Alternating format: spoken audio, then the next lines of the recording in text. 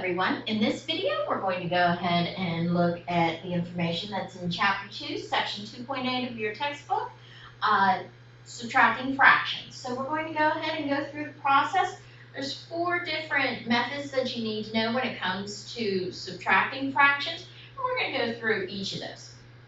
So for our first one, when we're dealing with subtracting like fractions, it's pretty much the same as when you're adding. We go ahead, since the denominators are the same, we're going to keep the denominator the same, which in this instance is 12. And then, of course, 11 minus 5 is 6. But if you remember, when we are talking about reducing fractions to lowest terms, there is a number. We go ahead, we look, the 6 can divide evenly into 12, so we know that this fraction can be reduced. So if we go ahead and we divide the numerator and denominator by 6, our answer is going to be 1/2. Also, you can think about it as what's half of 12? It's 6, so you know it's 1/2. So that's our process when we're dealing with like fractions. However, very similar process occurs when we are subtracting unlike fractions. So now our denominators are different. So we have to find our lowest common denominator or common denominator and raise these fractions using that common denominator, and then what happens is, of course, we get a like fraction then, and we're going to subtract our numerator. So let's go through that process here. So if we're looking at this, we have the different methods that I had talked about in a previous video, but we're going to go ahead and take the easy route, and we're just going to go ahead and multiply our denominators. So we get 8 times 3, which is 24. So it also happens that 24 is our lowest common denominator. So we're going to go ahead and we said 8 times what number gives us 24? We know that's 3. So 7 times 3 is 21. We're going to go ahead and look at this. We know that 3 times what number gives us 24? It is 8. So we're going to go ahead and multiply our 2 times 8, which gives us 16. So then we're going to go ahead and subtract 16 from 21. It's going to give us an answer of 5 and 24. 5 24ths. We know that we can't reduce this anymore, so we know that it's already in lowest terms. Now we're going to go ahead and look at the third way, or the third type of fractions that you subtract, and that's subtracting mixed numbers. So basically what happens is when you're dealing with subtracting mixed numbers, if the denominators are the same, you just subtract from your numerators, use the same denominator, and then of course you would subtract your whole numbers. However, in this particular problem, when we're dealing with mixed numbers, the denominators are not the same. So we have to go ahead and we're going to focus on getting a common denominator first. Before we worry about the whole numbers, we're going to focus on the fractions. So let's go ahead. I like to pull my whole numbers over and kind of just forget about them for the moment and focus on the fractions. So if you remember from one of our other steps, when we talked about finding a common denominator, what we can look and see, can 2 divide evenly into 8? Yes, it can. Since it can divide evenly into 8, then we know that our common denominator is going to be 8, which also, in this instance, happens to be our lowest common denominator. So we say to ourselves, this is 8. 8 times 1 gives us 8. So 5 times 1 gives us 5. Remember, in fractions, whatever you do the denominator, you have to do the numerator. So then we're going to look here. 2 times what number gives us 8? We know it's 4. So 1 times 4 is 4. So let's go ahead. We have like fractions here. We're going to subtract that. 5 minus 4 is 1. And we have 1/8. And then we're going to go ahead and subtract 12 from 15, which gives us 3. So our answer is 3 1/8.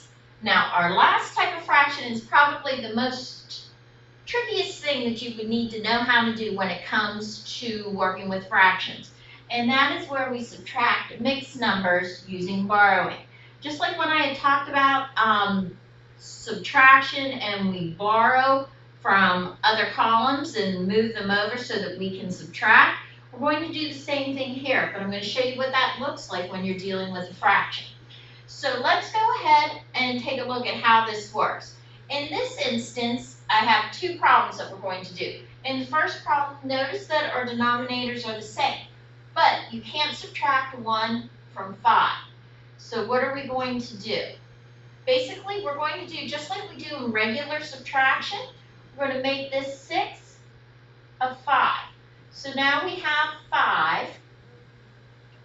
And what are we going to add to that 5? Well, our denominator 7. It's the lowest common denominator. What we're going to do is get 5 and 7/7. Because if you're just dealing with the 6, forget about the fraction. If we look at 5 and 7/7, 7/7 is 1. So 5 plus 1 is 6. So all we did was basically take one section or one whole and make it into 7 equal parts. So we got 5 and then we took the very last one, divided it into 7 equal parts. However, we already had one part here. So we can't forget that as well. So what happens is our new number actually becomes 5 and 8/7.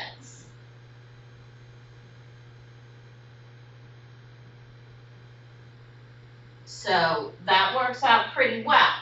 So then what we do then is we're going to come over and we're going to go ahead and subtract our 2 and 5/7. So when we subtract the 8 from the 5, we end up with 3/7 because our denominators stay the same. And we have our 5 minus 2, which is 3. So then our answer is 3 and 3/7. So again, all we did was we borrowed whole and we turned it into 7 equal pieces, and then we went ahead and we added that one additional piece that was already there. That's how we ended up with 5 and 8/7. So that's what happens when the denominators are the same, but sometimes they're not always the same, they're different. So let's go ahead and take a look at this problem right here. So if we do this, we're looking, the very first thing I want to do is I'm going to go ahead and I'm going to get my common denominator. So I'm just moving my 7 over, my 2 over, and I'll deal with it in a little bit. So then I take a look, can 5 divide evenly into 10? It's the first thing we always look for. We're like, yes it does. So we know 10 is our common denominator. So we're going to go ahead, you have to get the common denominators first.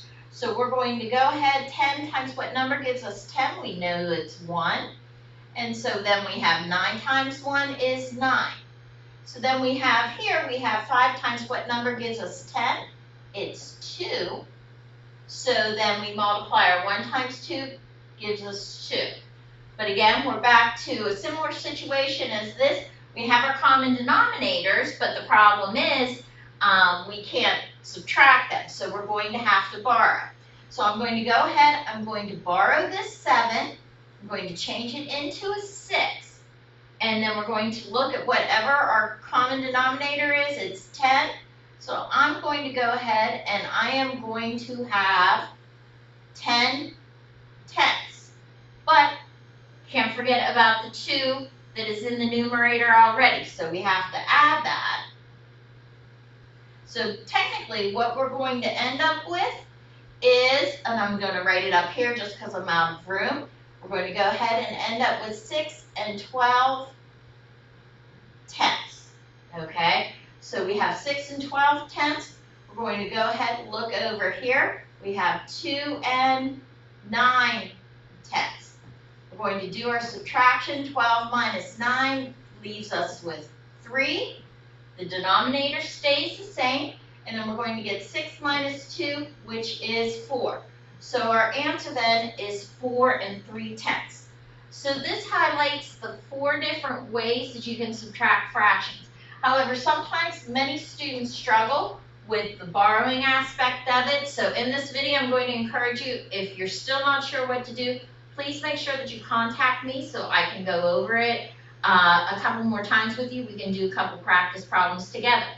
And that highlights chapter 2, section 2.8, subtracting like fractions.